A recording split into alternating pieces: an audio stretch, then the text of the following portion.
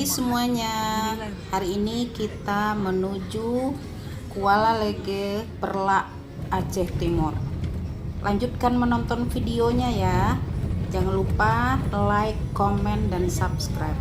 Dan nyalakan loncengnya supaya teman-teman tidak ketinggalan dengan uploadan baru channel ini. Oke.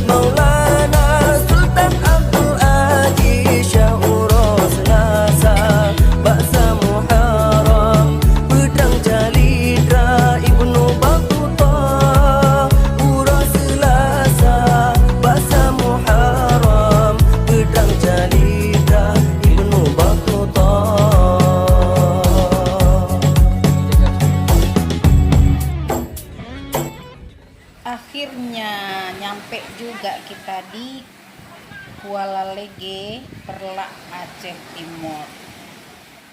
Pantengin terus ya teman-teman videonya. Yuk ikutin perjalanan kami hari ini.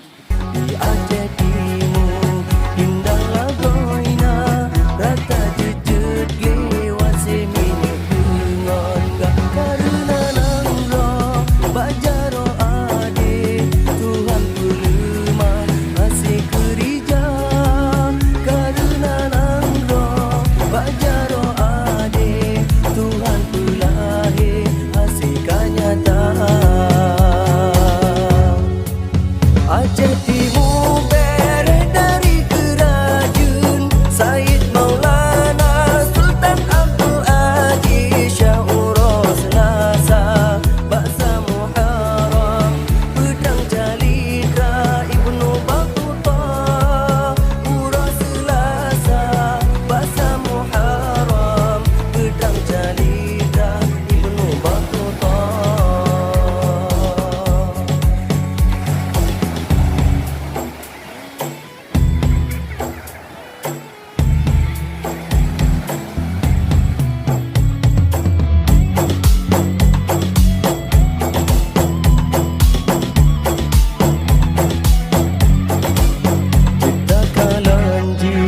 Bukti sejarah